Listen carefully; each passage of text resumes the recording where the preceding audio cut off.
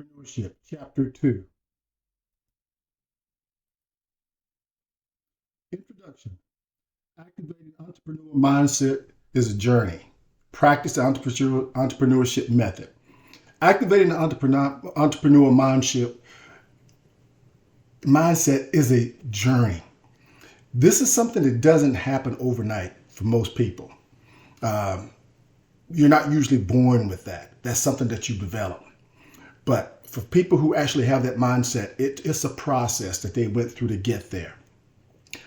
Some people feel like they may have it and they don't get there. Some people who feel like they have it, they do get there. And we're going to talk about some of the reasons why there's a difference. Practice the entrepreneurial mindset method. That is very important to practice the method that we talked about in chapter 1. This is something that I hate to say this, but it's really that old expression, practice makes perfect. But it's something that, remember, it's a process. You have to develop it. That's why you practice the entrepreneurial method so that you can get to that point where you say, I can build a successful business. What is mindset? Dweck's definition of a fixed mindset. When we look at it, we think in terms of brains and basically that definition is you have some people who have a fixed mindset. They believe that they don't have weaknesses, that they're very intelligent, they always want to be smart, they don't like to be criticized, and they don't like to change or evolve. Brains and talent are not enough. It takes some of that intestinal fortitude that you actually have to have. And you hear this come up a lot of time with people who play sports. That he has brains, he has talent, but he has heart. It's what they'll refer to it as. So what you find with entrepreneurs, the successful ones, they have heart. They have brains and talent, but they also have the heart to go with it. And as a result, they're able to do and go farther than other individuals. Take constructive criticism personally. People who have a fixed mindset, they do. They take constructive criticism personally.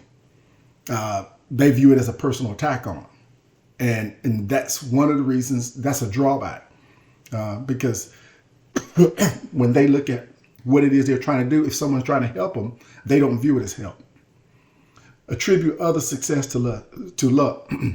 They think other people who are actually doing good things or have done good things is luck. They don't understand it. There was something different about them that made them succeed when they're not succeeding in an entrepreneurship endeavor. Direct definition of growth mindset. Growth mindset is when you look at it and say, individuals, they're willing to take risk. They understand that.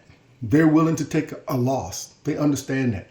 They view trying and setbacks as learning opportunities. I learned from trying it that way, so let me try something different because that didn't work. That is a growth mindset, and they're constantly trying to grow, and they don't mind things being difficult or obstacles being in the path or even some setbacks. Brains and talent are a starting point for them. That's versus other people view the brains and talent as something that actually, with a fixed mindset, views brains and talent as something that, this is what I endeavor to be. No, with this mindset, growth mindset, that's a starting point for them because they plan to go a lot farther than that. It is a lifelong learning, training, and practice. Remember, I told you it's a process.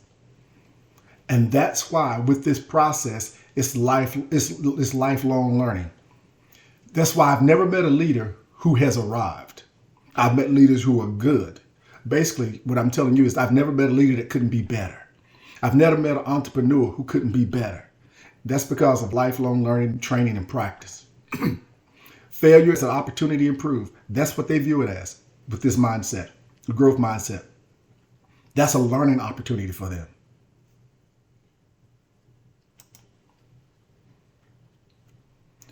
You can learn a growth mindset. Become aware of questioning voice, respond and take action. Science of mindset continues to evolve. Remember I said people are not born entrepreneurs. They're not born with that, and this is a process. So you can develop this mindset. It's something you can grow into. And with that, it starts with constantly saying, this is something I want to pursue. It's having a positive mindset. I can do attitude. That's a growth attitude versus, well, I'm going to go at it. If it gets hard, then I'll stop. Or whatever, obstacles get in my way, whatever. Or if I need to learn something to do something different so I can excel, then I won't. That's not growth mindset. Growth mindset will allow you to overcome those things and do what you need to do. Become aware of questioning voice. That questioning voice is this. That's that little voice in your head telling you, you know what? You gave it your best shot. Maybe this wasn't meant to be. You're not really good at that right there. So, why don't you just let this go? That's that become aware of that question voice, that doubt. What you have to do is you have to tune it out. Literally, you have to tune it out, and you have to come up with other ways to say, you know what? I'm not going to let doubt creep in. Listen to the other voices telling you, hey, well, maybe there's another way to do this. Maybe this wasn't the right way. Hey, don't give up, but this way didn't work. Let's think about another way to do it. So listen to the other voice. Respond and take action. I tell people all the time, failure to take action is making a decision. Make a decision, respond to something that happens, whether it's good, bad, or indifferent, and come up with a strategy. Take some action. Continue to move forward. Even if you move forward and it's not the right move, you can say, you know what, I can regroup. But that is something when you continue to move forward, you're maintaining your momentum. Even if it's maybe not necessarily in the right direction, it's still maintaining your momentum. And you can continue to thrive and do what you need to do if you continue the momentum. And if it's something that doesn't work out, then let that momentum take you in another direction versus not, but must respond. Sometimes people fail to respond or respond timely. And that is a setback. Science of the mindset continues to evolve. We've had numerous research done throughout the years about the science of the mind. And with that, the science has continued to evolve. And some of the earlier things that we thought were true, we no longer believe that because of new science has come out. And we're going to talk about some of that a little later in this chapter.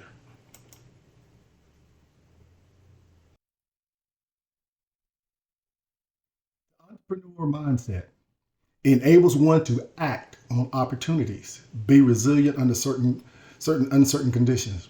So the entrepreneur mindset allows one to act on opportunities. Listen, opportunities don't come when it's convenient. They don't come when they plan. They come when they come. With the entrepreneur mindset, what individuals do is because they have that mindset, they're ready for it when it does show up. And it enables them to act on opportunities. For instance, you may be looking for something in a particular area, but because you are looking, you find something else that maybe you didn't think about. And you're like, well, let me explore this. That's an entrepreneur mindset. Like, I'm looking for opportunities. I had this in mind, but I don't rule out any potential good opportunity, something that they can look into. And this is why you find some of these people who have multiple entrepreneurial endeavors going simultaneously and not just one. And being resilient under uncertain circumstances. With these type of endeavors, remember, sometimes people don't know which directions they're going to end up going. So there's a lot of uncertainty. And that means you are inclined to come up with a lot of things that may be obstacles in your way. But some people are not, let's just say they are uncertainty averse. Because they can't be certain about some things, then they will stop their pursuit of an entrepreneur endeavor. Entrepreneur mindset is not going to allow you to do that. Those people continue to go, even when they don't understand or there's uncertain. Their thing is this: it's uncertain for me now, but eventually I will figure this out and get an answer to this.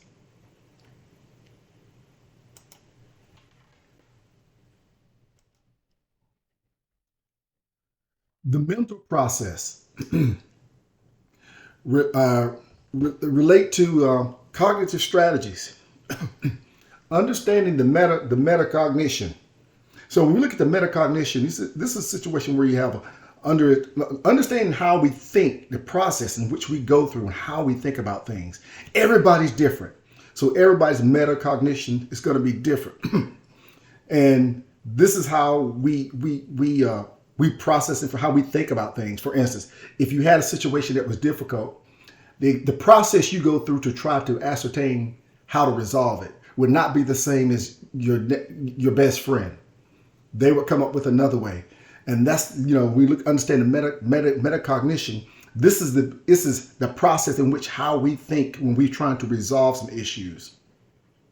And when we think in terms of the entrepreneurial self-efficacy, this is the belief that we have in the ability to start some type of new endeavor. Basically, do you believe you can do it? Well, if you do, that's where you start. And this is what they call it, entrepreneurial self-efficacy. And this is what somebody believes that they can start it. And that's very important, because if somebody doesn't have the belief, then obviously they don't get started with it. And once they get started, this is some things that must happen for you. You must have the effort, persistence, and the perseverance to continue. These are not easy endeavors to do this. I know we often hear times of people who have success stories about what they've done, how they got there.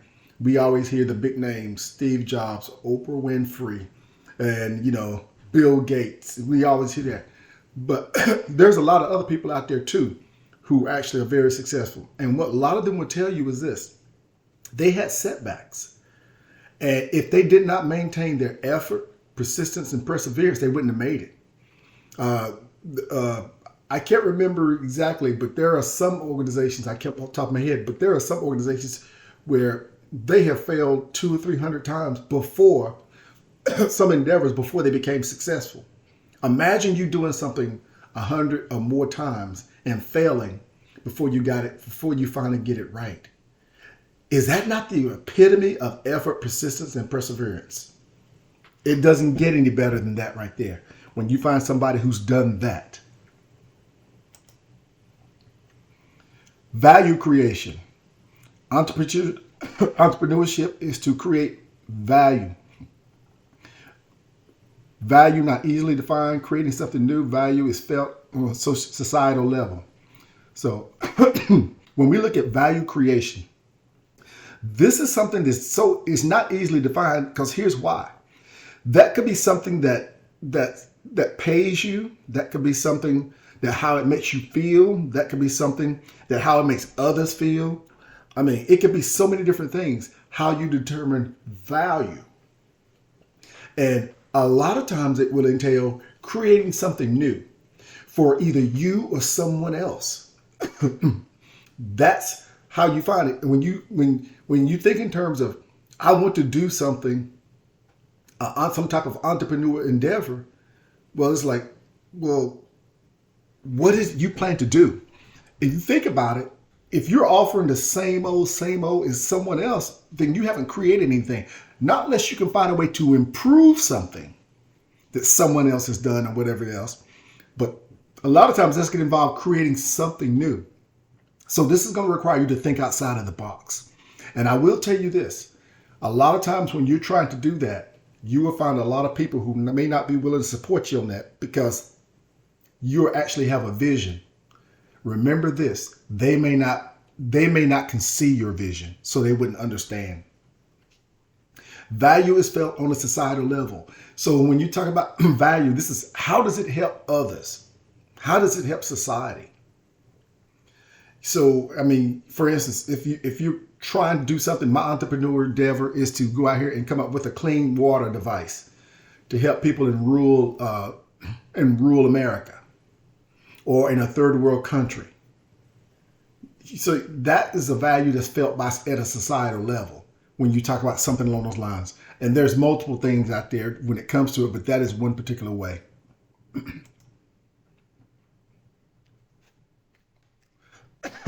Recognizing and acting on opportunities through new products and services. Mindset affects opportunity recognition. So this is kind of piggybacking what I said earlier, opportunity through new products and services. When you see opportunities come through new products and services, and I'm going to give you an example. An entrepreneurial mindset is if somebody was to say, I'm going to try this product, and they try the product or whatever else, and then they think, this is great to use it this way, but I wonder, did anybody ever think about using it another way for something totally different?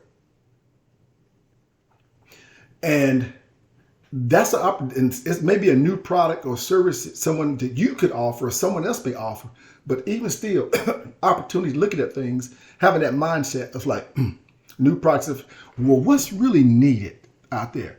Supply and demand. Find a need. And a lot of times when people come up with these, they think of something that's so simple, like the yellow sticky note pads that we use to write on. Just something simple as that. How simple is that? But yet and still, nobody thought of it until a particular person did. That's what I'm talking about. See opportunities through new products and services. But a lot of times that can be something as simple as a sticky note pad. May not have to be anything difficult, complex, and expensive. It could be something very simple, but it could be something that's needed. The mindset affects the opportunity recognition. If you don't have an entrepreneurial mindset, here's the first thing I can tell you will happen. You will not recognize, or won't, I should say, let me digress. You will not be looking for opportunities to take advantage of or recognize because you don't think that way. You don't think in terms of being an entrepreneur. Therefore, you're looking at it from the standpoint of a consumer, not someone who's an entrepreneur or an opportunity may come. Entrepreneurs come across things and they think about, well, how is this something that I could capitalize on or whatever else? Consumers think about in terms of how can I use this? And not that that's bad, but that's just a different way of thinking.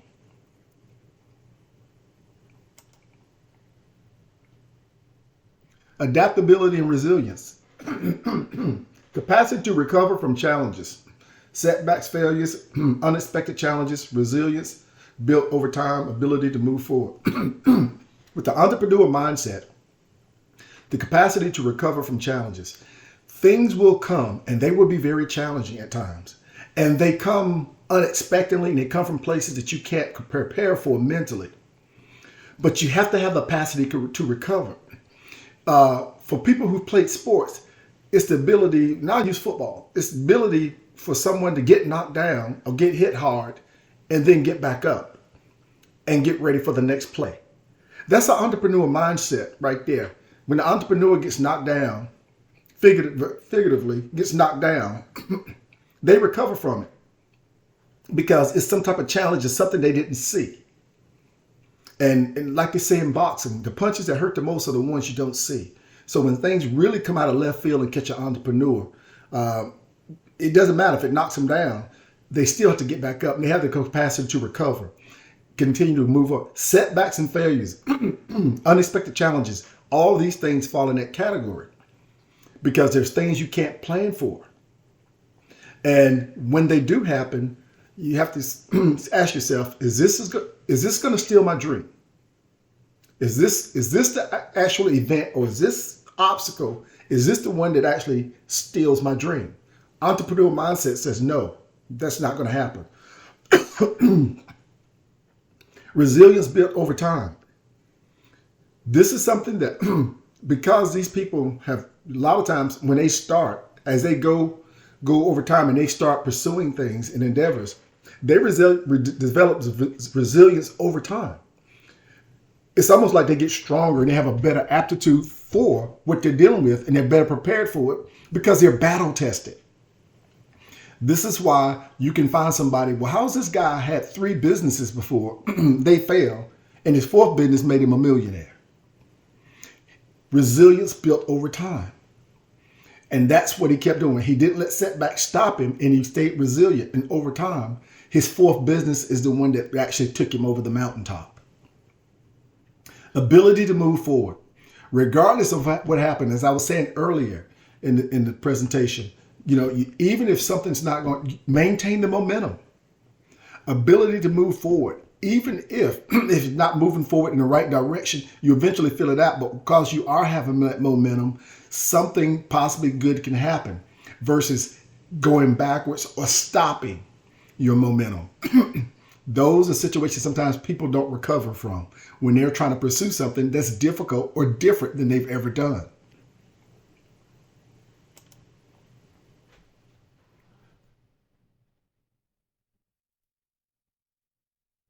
Decision making with limited information. Uncertainty is always present. There is always going to be uncertainty. It's always present. But the entrepreneur mindset understands that. And they accept that. They know that is a given. Versus someone who does not have an entrepreneur mindset, who's thinking, well, I'm supposed to always know what's supposed to happen, a calculated risk, and let me look at it because I should have a great idea. Well, guess what? Those aren't people who are entrepreneurs. But that mindset, those are the people who work for entrepreneurs. There's a difference. Believe in what you are doing. You have to believe in what you're doing. You have to believe in what you're doing. One of the reasons is this. You have to try to bring in others. You have to actually have to make sales, or you have to provide a service or whatever else. If you don't believe in what you're doing, guess what? Others will not either. They will not believe in it because they can't see it in you. It's amazing how when someone believes in something, they believe that I can make this happen. Others can see it. But people can sense it as well. Opening up yourself to losses. You are going to have losses possibly as you do this. That's going into understanding that though. Everything is not a loss and everything is not a win. At the end of the day, what you do want to have is a net win. But you have some losses, and the key to it is those are things that are kind of setbacks or whatever else. But again, those are learning experiences. Taking small and quick actions. So taking small and quick actions. This is, again, moving forward. Not allowing things to get bogged down. Not allowing the little voice to talk you out of stuff. Take small, quick action. Be decisive. Remember, not making a decision and not taking action is choosing not to. Well, that comes with consequences as well.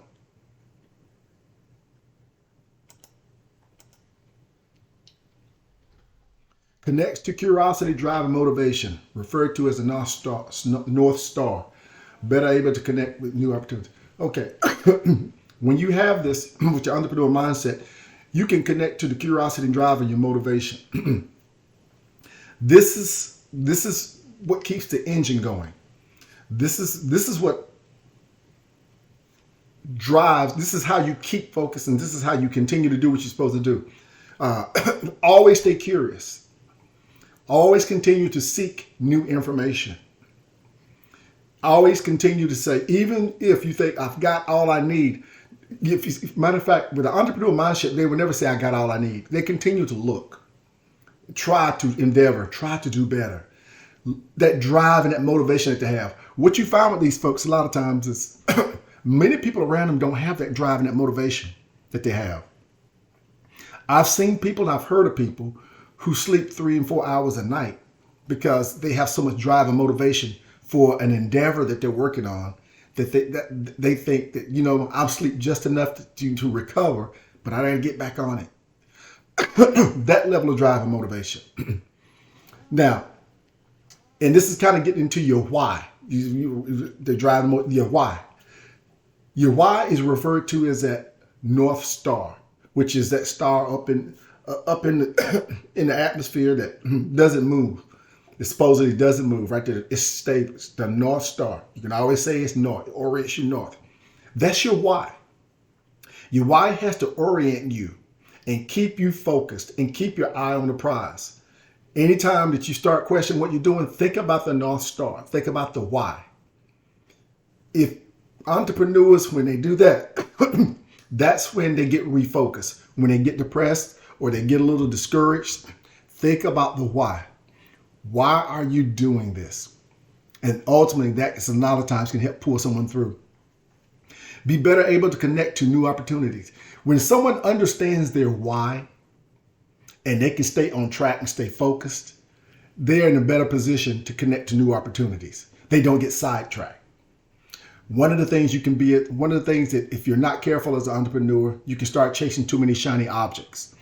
That is the recipe for disaster. You got to continue to keep your eye on the prize. Now, you can look at other things, but most importantly, particularly if you're new to entrepreneurship, one of the things that's probably beneficial for someone who's new at this endeavor is to try to get a successful endeavor under the belt before they seek to try to do multiple endeavors.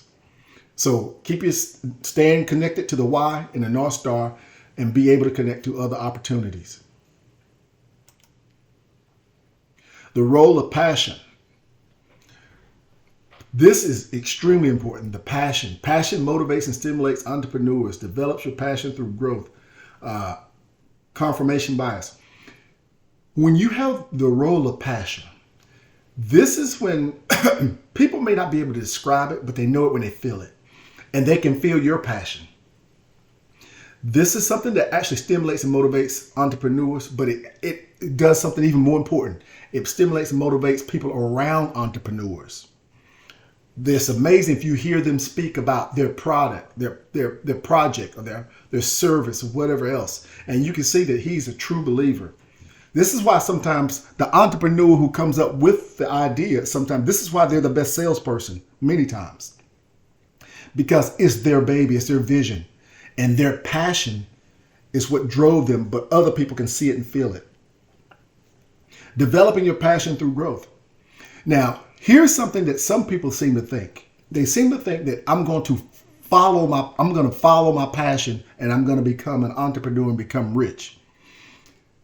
Statistically speaking, that's not always the case. In many instances, that's actually not worked. What they found to be the case is people develop into a passion. Sometimes it's something they never thought about before, that they grew into and realized that they actually like, hey, I like doing this. This is a good opportunity. I never thought about making this a business. So this is how you develop your passion through growth. It's through some type of enlightenment education or some type of experience that you go through and you develop your passion through some type of growth. So again, a lot of times people will say, well, I'm really good at this. I love this. And this is what I want to make my business. And some people are successful at that, but statistically speaking, a lot of times they're not. A lot of people who are, is something that they grew into. Confirmation bias is when you have an entrepreneur, they're so passionate and they're so motivated and they so believe in what they're doing that they choose not to look at reality, data, information, the stuff that may tell them that this may have some issues associated with it, or there may be some problems, or there may be some shortcomings with your entrepreneur endeavor. So, and if they do see things, they always look for something positive in it that supports what they're trying to do versus looking at it from a reality standpoint, saying, you know what, I probably need to regroup on this.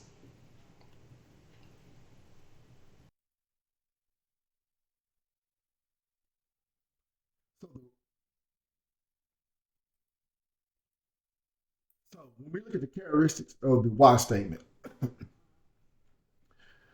how great leaders inspire action. Great leaders inspire action because we talked about some of the things like with the passion, the motivation. And when you find sometimes that they truly believe in what they're doing and the why, other people feel it. They can see it. And they buy into it. And this is why, they can inspire action because people feel this thing and they're like, you know what? I want to be part of that. Or I would like to be like him.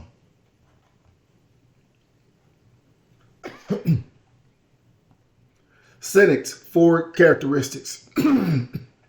So when we look at it, Simon Sinek is talking about 4 characteristics of the entrepreneur mindset. One of them, he says, is first of all, is we think differently. That is 1. We want to challenge the status quo. It's 2.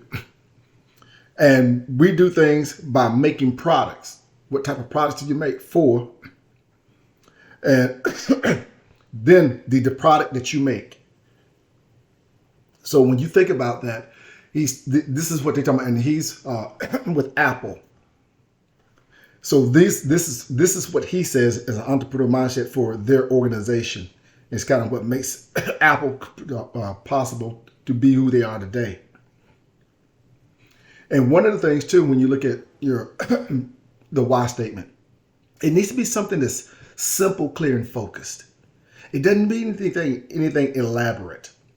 It just needs to be simple, clear, and focused, and something that is actually doable. People understand. It's clear. You understand it. Other people can understand it, and it's laser focused on what it is you're trying to do, versus something that's written long and ambiguous, and really sounds really wordy and really professional and educated, but it's so elaborate nobody really knows what it is. That's not what you want to do. Truthful and connected. Truthful to who you are and what you do. Connected to what you do. Truthful to who you are, connected to what you do. That's what a simple, clear focus, the why. When you understand that statement, it's got to be something truthful and connected to who you are and what you do. And not only that, but why you do it. This keeps people tracking on that endeavor and not getting off the beaten path to what it is you're trying to do.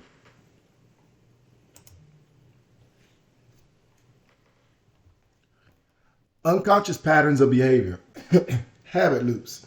So here's something that we all have: is unconscious patterns of behavior, and sometimes those can be negative. They can be positive, but they can be negative. And as a result, we look at it and it's like, give you an example. There are some people who have an unconscious pattern of behavior where when the going gets tough, they stop. Now, this is not calculated on their part. They're not planning to do that. But if you could see if you go on the outside looking in, you can see things get tough, they stop. That's an unconscious pattern of behavior. And they don't realize they have it. Habit loops, we all have those. And with habit loops, just something as simple as brushing your teeth every night before you go to bed, every morning you get up. That's a habit loop. So with the entrepreneurial mindset, what we want to do is we want to develop a good unconscious pattern of behavior. Do things. One of the things you find out if in sports, the reason when people play sports, they all go to practice. Why do they go to practice? They go to practice to get familiar with learning the plays and whatever else. They want to get repetition down. Why do you want to get repetition down? So that you can get the patterns down, and so you don't have to think about them. And you just execute them when you know when the play is called. So that's getting into your habit loops. That you don't have to think about it. You just do it. Unconscious behaviors and stuff. Unconscious patterns of behaviors is the same. You just do it. And you make things happen. And that's what, with an entrepreneurial mindset, that's what people will do. They will work on those things so they can get to the point where they don't have to think about stuff. They just do these things. Make it, if I want to be better at something, then I need to practice at it. First of all, I need to visualize and think that I can be better. And then I have to find a way to actually reinforce that thinking with some type of action.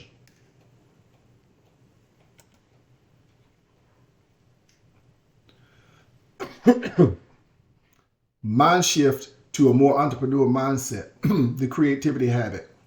Daniel Pink in the Conceptual Age. So the mind shift to a more entrepreneurial mindset. This is something where you find it's actually doable because we're not etched in stone. We're not to the point where we're stuck with one type of mindset. We can do a mind shift from someone who actually believes that the only way that I can make a living is working for someone. That's your mindset. Make a mind shift to a more of an entrepreneurial mindset that, you know what, I can be my boss and work for myself and have my own business. And that's a process. And it usually starts with a couple of things: some life experience, some education, and then some realization that someone comes to the point that, you know what, they looked at the big picture, says, you know what, I've heard people say this a lot of times. I woke up one day and said, I can't live my life this way. I don't want to go in and punch a clock 9 to 5 every day. I need to do something different. And they had a mind shift. And that was more towards the entrepreneur mindset when they did it. And now they run successful businesses. The creativity habit. So when you think in terms of thinking about running that business and then how am I going to do stuff? Now the creativity habit comes in. It's like, okay, the creativity. How can I be more creative and work on the creativity habit to be more creative to help with the knowledge, acquiring knowledge and getting experience in ways and opportunities created and developed. That's discovered. That's creativity. Like for instance, let's say for instance, you have a business, you're trying to start a business and you're having problems with funding, but then you find a creative way to get the funding that you never thought about. That's a creativity. And you discovered some funding from a source that you never knew existed. Now, Daniel Pink was someone that came up with something, and I think this is back in the 60s. I'm not sure. Daniel Pink came up with this concept of conceptual age, and he talked about the brain. And his thing was, we learn with the brain, but the brain has two parts. It has a left brain and a right brain. And he says basically the left brain was something that was detail oriented and logic, and it analyzed stuff. That's what our left brain did. And the right brain was a big picture side of the brain. It was emotional and creative.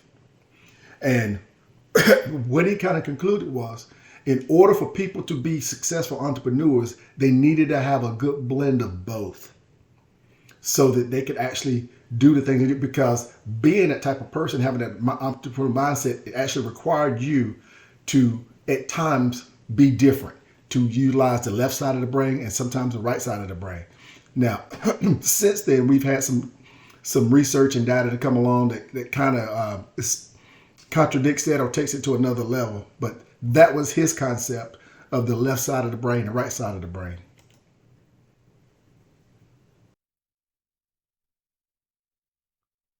The improvisation habit. When we think improv, most of us think in terms of being entertained, usually in terms of some type of comedy or something along those lines. But the improvisation habit is creating something without preparation. So when we look at entrepreneurs, sometimes they create something without preparation because they were responding to something in the moment or a situation. For instance, if someone started a business and the business had a specific goal that they were trying to attain, or a specific task they were trying to do, a service they were going to provide. But in the course of providing that, they stumbled on something else that they could actually do in conjunction with that and make it even better. That's an improv. It wasn't planned. It was something that transpired or happened, and they seized the moment and says, you know what, now I just built up a secondary revenue source. It's not as big as my first, but it's a source of revenue for me, a smaller source. Rapidly sensing, acting, changing direction. If somebody, there are entrepreneurs out there who started endeavors or looked at endeavors and realized that what they were actually doing, they knew they had the entrepreneur spirit, they knew they had the mindset, but they didn't have the right endeavor. And some of them had to switch directions and said, you know what, I thought I want to do this, but after further research, I've discovered that there's something similar to that, but it's going to be more lucrative and more promising, and go that direction. And it can be something very simple. As for instance, I'll give you an example. A young man decided that he wanted to go become a private investigator, and start his own business. Well, he started doing that, but then he realized that he had a background in accounting. And he looked in, and someone offered him a position, not a position, but a job to do some investigations into some financial fraud. Well, he took it. He realized that that was a better gig for him. It was more profitable. So he changed from doing just being a regular private detective to actually start doing contract work into fraud. So you see, he didn't endeavor down that road, but he improvised and went another direction versus what he was doing. And it was much more lucrative for him. And he actually worked less and charged more, and he had much more job satisfaction. Business courses on improvisation. You have organizations who bring improv comedians and actors into their businesses to teach them the basic concept, the understanding of what they do. Why? Because they realize in corporate America, they have to improvise. And they want them to understand the basics of it. No, they don't have no intention of being actors or anything like that. It has nothing to do with that. It has everything to do with the mindset and understanding the basics of it so that they can be better leaders for their organization.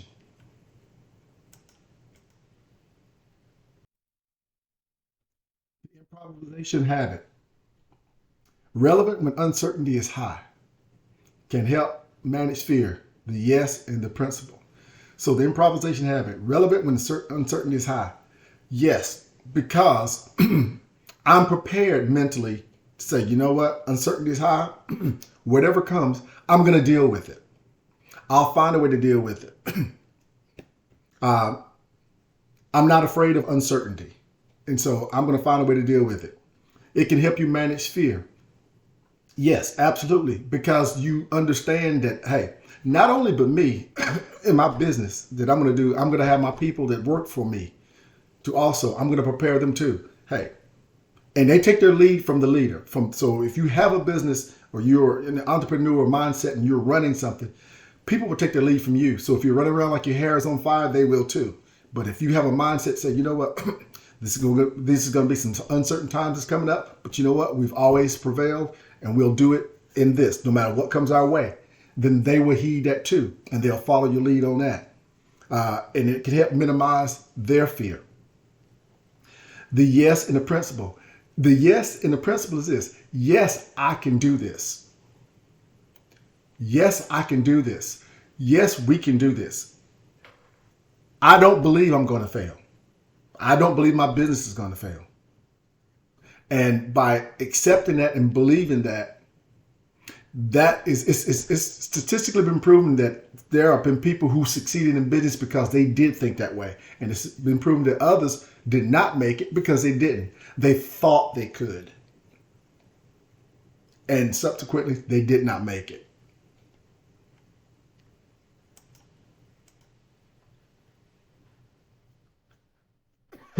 Self-doubt is a barrier to improvisation.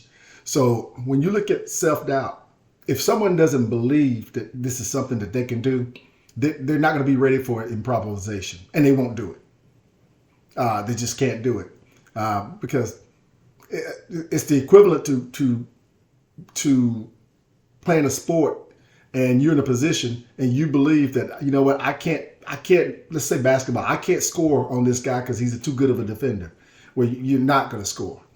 And with this right here, that self-doubt is something that in an entrepreneur endeavor, if you have a mindset, you wouldn't do that. And if you did have that, then imagine you being an entrepreneur and you have self-doubt and you have people working for you and with you, and they see that. What do you think they're going to do? More tolerant of failure. Improvisation, no tolerant of failure. Again, failure won't be a setback. It's an obstacle that I must overcome. That's how they view it. If failure is not a setback, it is an obstacle that I must overcome. The brain generates unpredictable ideas. The brain generates unpredictable ideas, and it will, if you allow it to. If you put the brain to work, it will come up with ideas and stuff out of places that you didn't think. If you have the mindset that that it can do that. The brain is phenomenal what it can do if someone believes that it can. And you know what? I tell people a lot of times, let your imagination run wild.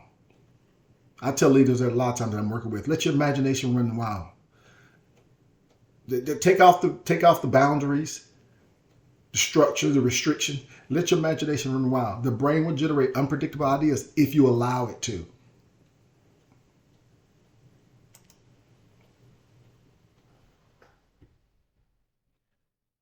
Fear causes self-doubt and insecurity. It does. It causes self-doubt and insecurity. And when you see it, everybody recognizes it. It's totally counterproductive. And at some point in time, a lot of times it's got a lot to do with why people may not succeed. Write down fears about entrepreneurship. Here's why you want to write them down. Write them down so that you can overcome them. Write the fears down so that you can overcome them and look at it. For instance, one of the ways when they teach people how to overcome a fear, they have to write it down. The worst case scenario, write it down. And then what they do is gradually they go through from one step to another, a little bit better, a little bit better, a little bit better, a little bit better, a little bit better, until they get to the point where they can try to overcome it. And for instance, with the fear of flying, for people who have the fear of flying, they may have them write down or show them a plane crash and people getting killed initially. The next, they may show them a plane that just crashed. That crash landed, but nobody got killed. The next, they may show them a plane that landed, had a rough landing. Nobody got hurt. The next, they may show them something with a plane landing smoothly. The next thing may happen is take the person and get the person to go to the airport but not get on the plane. After that, they may have the person go to the airport and just go sit on a plane. After that, they may have the person go to the airport, sit on the plane, and take a short flight. You see that? All started with writing fears down, how you overcome stuff. Fears due to the lack of information. A lot of people have fear because they don't know enough. This is where you find out as much information as you can as an entrepreneur, but also not only for yourself, but for people around you.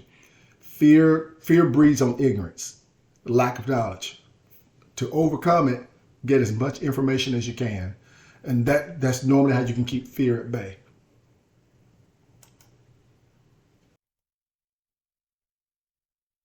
The Global Entrepreneur Monitor, GEM 2022. This was something where they did some studies and they found that and this is in America, 65% of Americans believe they had an entrepreneurial mindset and they could start a business. That is what they believe. 65% of them believed that they had a mindset that they could start a business. But you know what? That was not the case. Failure, part of the learning process. Here's what they believe. 43% of them never even attempted to start a business because for the fear of failing. Again, 43% never even tried to start a business for the fear of failing. Here's what I can tell you is they did not have an entrepreneurial mindset. And there's something that they didn't understand that people with an entrepreneurial mindset do.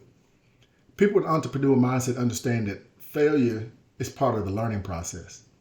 People who don't have that view failure as failure, as a setback or a game stopper. That's the difference.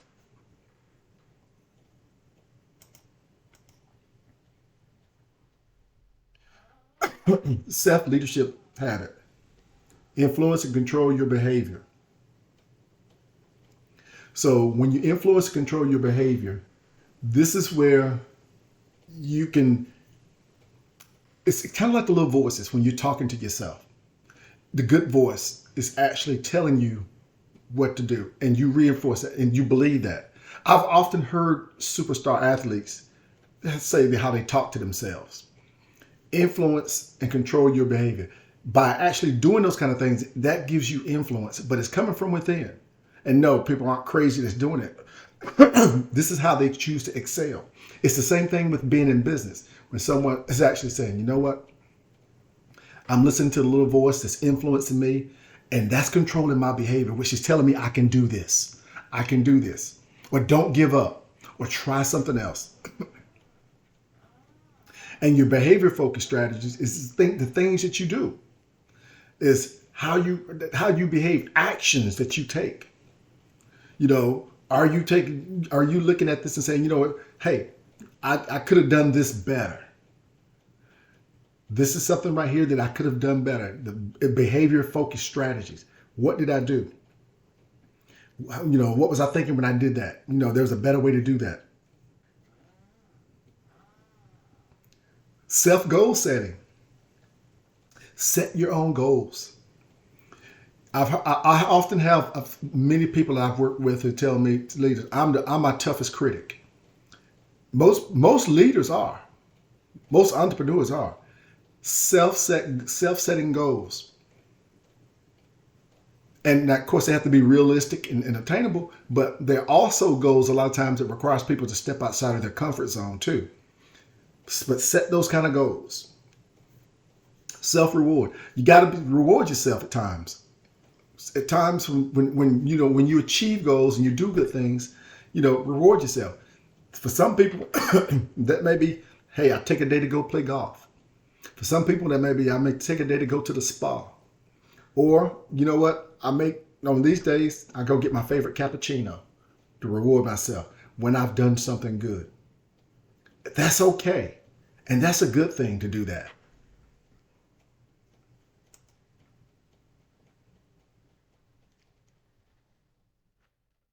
Self-leadership.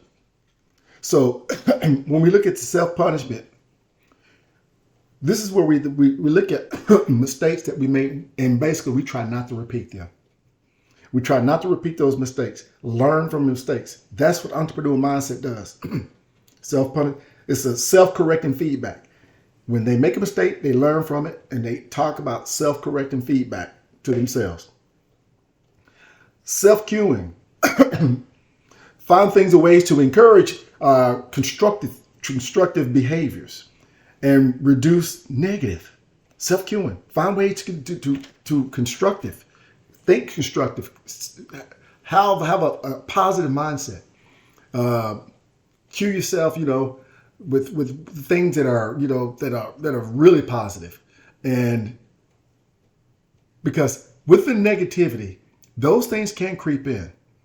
But when you cue yourself with something, with some type of behavior, whatever it may be, everybody's different. I know for me, if I had to think in terms of me, if I had to self-cue myself, it would probably be each time that something that didn't go right, I would come up with a way to think about something or to help me to try to self-correct and come back with some type of self-cue to do something positive, to think something positive. And like for instance, this right here was a setback, but this is a learning opportunity. This is a learning opportunity. That's how I'm gonna treat it. And when you look at it, natural reward strategies and stuff. And it's almost like taking a break periodically. Strategies say, I'm going to take a break. Periodically when things work out to go good, I'm going to go take a walk or whatever it may be. These are little things, but these are little things that can mean a lot when you're under stress and you're trying to build a business and you have a lot of things coming at you that you can't plan for. Constructive thought patterns. I already talked about that. And those are the ones that are reaffirming to let you know that, hey, you know what? This is something I continue to do even with negative pops up. Let me have these constructive thought patterns. So the reflection habit. Reviewing and evaluating experiences. Looking at what you've gone through. Reflect back. This is a lot of times to look at the good, bad, and the ugly. And be honest with yourself.